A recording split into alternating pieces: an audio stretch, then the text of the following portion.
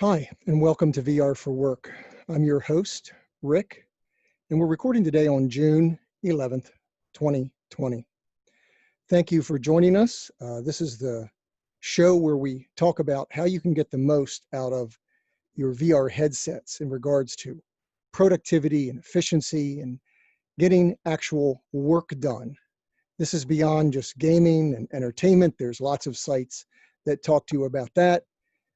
What we like to discuss here at VR for Work is how you can utilize VR to be more productive and efficient and actually generate uh, effort to achieve certain goals and objectives that you have in life so you have more time for gaming and entertainment. So again, thanks for joining us. If you've watched VR for Work before, you might be looking at me going, Rick, there's something different. You look different. Well, this past week we had an update to the application spaces that I use here to produce and put on this presentation for you. And there was also an update to the Lumi avatar system, Lumi, L-O-O-M-I-E. You can go look that up. They have some great products. And you import the avatar here into Spaces. And for some reason, it would not allow me to maintain my gloriously bald head. It felt like I needed a luxurious head of hair for you, so I decided to go with it. So today you get a host with a great thick head of hair, but it might be the last time you see it. So enjoy it now. So with that, we're going to introduce our topic, and we're going to be talking about vSpatial.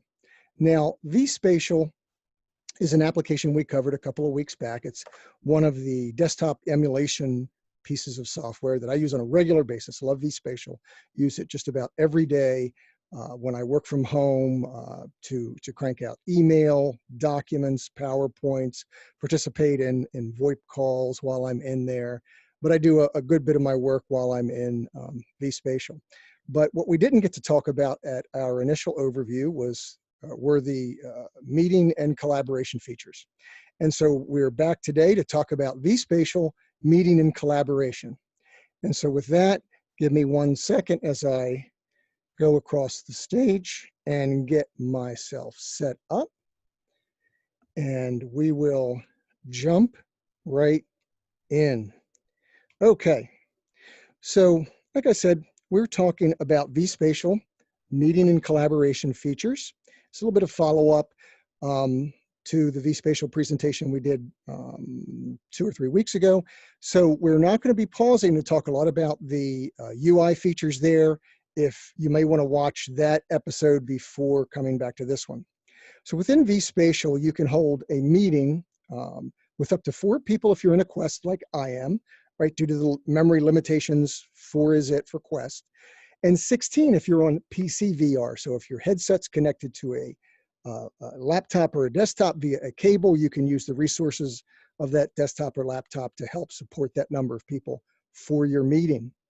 Those that are not in a HMD, a head-mounted display, can use their laptop or desktop and download the vSpatial workspace, which mimics the look and feel of vSpatial on the headset for those that are in 2D. The desktop users can use an avatar and a camera, as you'll see in the demo. And we can share applications and desktops back and forth between all the users in the meeting. Users can then mark up those screens as they're discussing them to call out specific things or changes, and they can be actually edited on the fly while you're in the session. So with that, let's jump into our demo and get started. So again, we're going right into vSpatial. I'm already connected here. I'm in the application and connected to my laptop. You see my applications running there. Now, I'll call out here on the main command panel, hovering in the front about 12 o'clock to my view. There's a contacts button.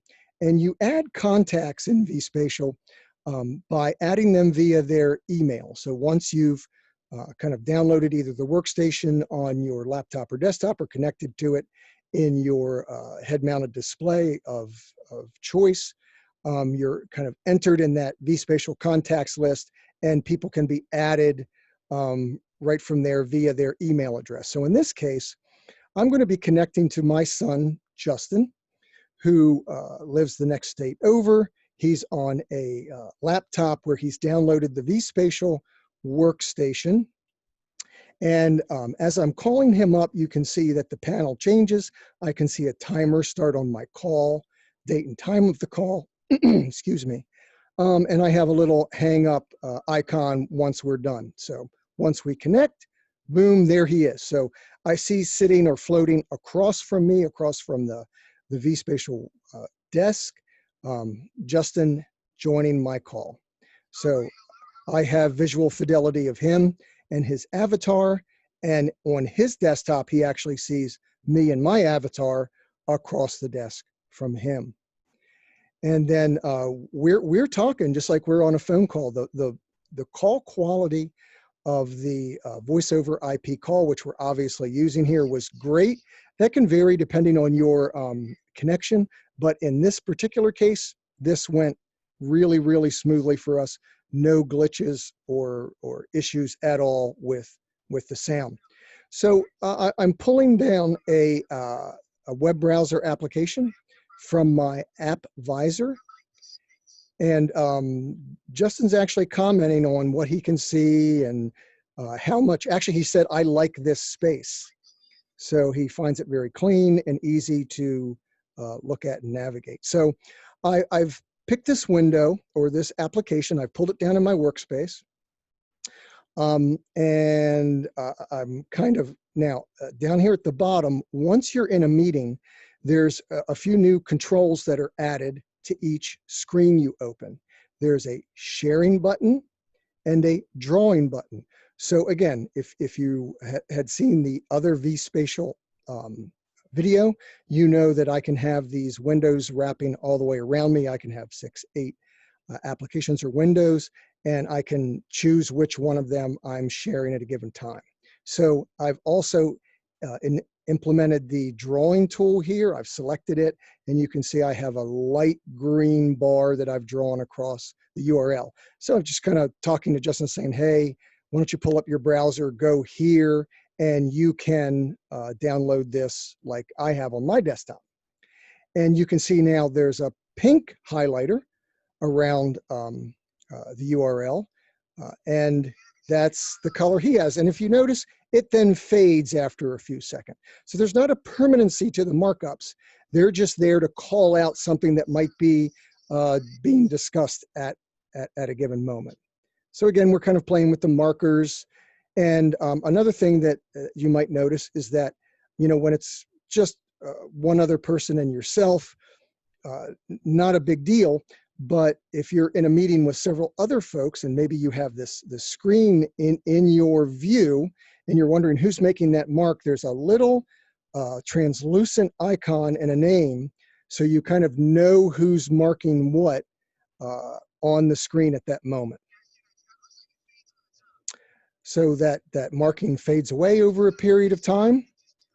And I can move this window around and kind of get it out of my way when I want to have more FaceTime, if you will, with Justin. And then I can actually, what I've done here is gone into what's called focus mode in vSpatial, which takes one window and blows it up like a drive-in movie theater screen, and takes everything else out of your view. I wanted to see if Justin went into that area with me.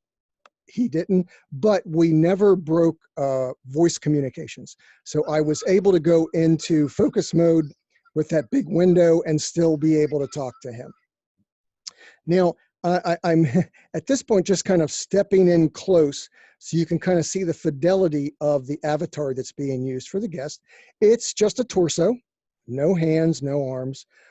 But what's important here, I think, is that if you notice the face, the lips and jaw actually move as he speaks.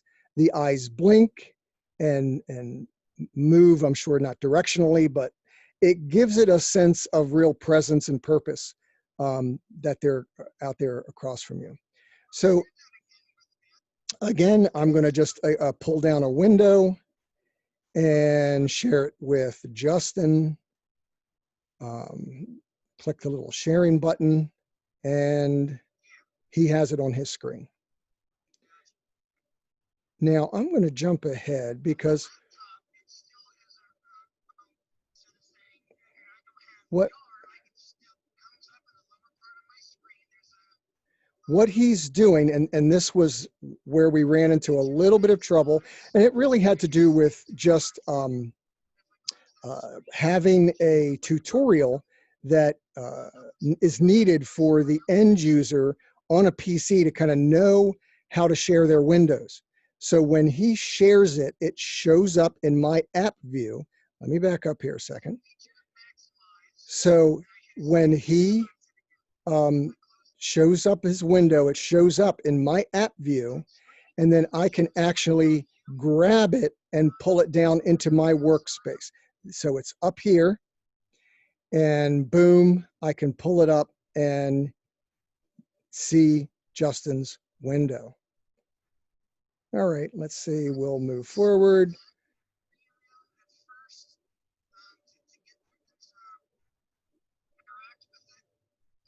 Okay. And let me see if there's anything else I want to call out about this. That about covers the basics of it. So you get the idea. You have your screens around you. The other person on the other side has their screens. You have this sharing capability, fairly easy, except for those that are on a PC desktop. That gets a little trickier.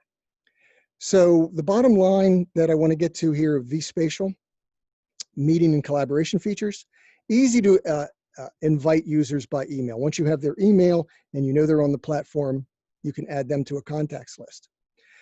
It's easy for 2D users to install the workspace and join meetings right from their desktop. The avatar interaction is engaging. You can feel like there's somebody present with you in that space and in that meeting. There's nice visual cues to the interactions, both with the drawing on the screens as well as the verbal interactions. The audio experience was flawless. Screen sharing worked really well on the VR end, but on the PC users end, it was a little dicey trying to figure out how to share the screen, because basically what happens is the vSpatial workspace kind of minimizes, and then you have to know that you're expected to do something, and it wasn't always that clear. So again, a tutorial for the 2D users especially would be needed. All right. And so that's it for our follow-up. Hopefully this gave you just a sense, a clue of what you can do with vSpatial as far as meeting and collaboration. They certainly have more coming, and they have a vision of much larger workspaces. So we'll see what that develops into. And so here's our inspirational thought for the day from Nolan Bushnell. The critical ingredient is getting off your butt and doing something. It's as simple as that. A lot of people have ideas, but there are few who decide to do something about them now. Not tomorrow, not next week, but today.